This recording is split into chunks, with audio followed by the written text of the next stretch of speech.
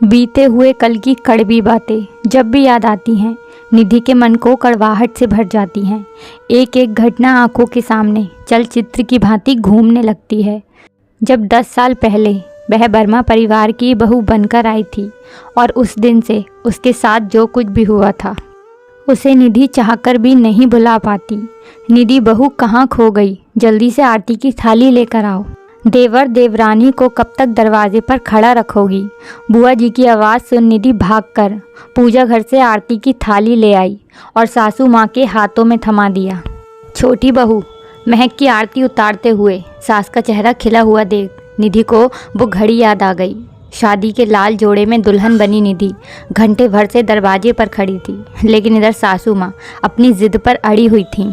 जब तक बहू के मायके से सोफ़ा सेट और पलंग दरवाजे पर नहीं उतर जाता तब तक बहू इसी तरह दरवाजे पर खड़ी रहेगी, उसका गृह प्रवेश नहीं होगा।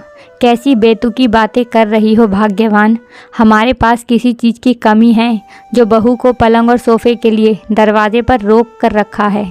इसलिए जल्दी से आरती की थाली लेकर बाहर जाओ और बहू को सप्रेम घर के अंदर लेकर आओ। यह मेरा आदेश है। स्वभाव से नरम वर्मा जी उस दिन पत्नी पर बरस पड़े थे। मरती क्या न करती। सास को मजबूर होकर निधि को घर के अंदर लाना ही पड़ा। सोफे और पलंग की बात को लेकर निधि को अक्सर ताने सुनने पड़ते। सास कभी भी सीधे मुंह बात नहीं करती। पति भी अपनी माँ का पक्ष लेते हुए कहते कि खाली हाथ बेटी को विदा कर। ससुर जी ने मुझे तो ठग लिया। तब भी पति अपनी कमाई को दोष न देकर ससुर जी को ही दोषी ठहराते। दिन बीतते गए और देवर की शादी भी तय हो गई। आज देवर देवरानी का गृह प्रवेश है। सास बहुत खुश है क्योंकि छोटी बहू के मायके से ढेरों सामान आया है। मैं कुछ नहीं जानती, जो रिवाज हैं वो हैं। भाग्यवान, ये सब कोई मुंह खोलकर मांगने की चीज़ें थोड़ी हैं।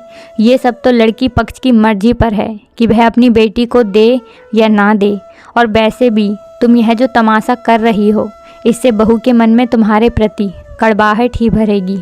नई नवेली निधि मन महसूस कर रह जाती पर कुछ कह नहीं पाती। धीरे धीरे निधि 2 बच्चों की माँ बन गई, पर अभी भी गाहे बगाहे सोफे और पलंग की बातों को लेकर सुनाने का सिलसिला जारी था।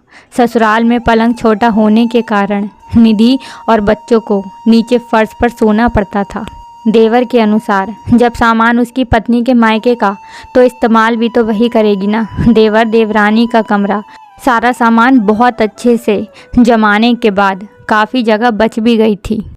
फ्रिज से लेकर नक्काशी द्वार, सोफ़ा सेट, महाराजा पलंग के अलावा और भी कीमती सामान देख सभी की आंखें आश्चर्य से फटी जा रही हैं। लेकिन ये क्या, छोटी बहू के मायके से आए सारे कीमती सामान तो छोटी बहू के कमरे में रखे जा रहे हैं और रखवाने वाले स्वयं निधि के देवर हैं। अब घर में नया सामान देख बच्चे तो मचल ही उठते हैं। निधि के दोनों बच्चे भी सोफे पर उछल कूद मचा रहे थे कि तभी चाचा ने उन्हें तुरंत डांट कर कहा, बंदरों अभी नीचे उतरो, ये तुम्हारे नाना जी ने नहीं भेजा है जो ऐसे उछल कूद मचा रहे हो। कमरे में आना है तो शांति से बैठो, वरना बाहर निकल जाओ। अगर सोफे पर कूदने का इतना मन हो रहा है तो अपने नाना से कहो भिजवा दें। चाची की डांट सुन दोनों बच्चे मायूस हो गए और रोनी सूरत बना अपनी माँ से जाकर बोले, देखो ना माँ, छोटी चाची के घर से कितना सुंदर सुंदर सामान आया है और एक चाचा हैं कि हम दोनों को देखने भी नहीं दे रहे हैं। ये कहकर कमरे से बाहर निकाल दिया कि अगर इतना ही सोफे पर उछलने का मन है तो अपने नाना को बोलो भिजवा दें। बच्चों के साथ दुर्व्यवहार की बात से निधि का मन बहुत आहत हुआ।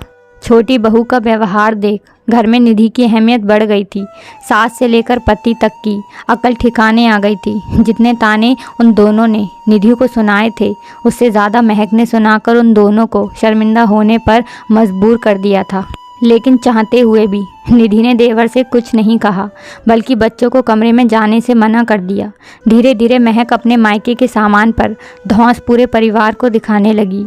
अक्सर जब भी महक की लड़ाई अपने पति से होती तब महक ये कहते नहीं थकती कि आप लोगों की औकात ही नहीं थी मुझ जैसी लड़की से शादी करने की।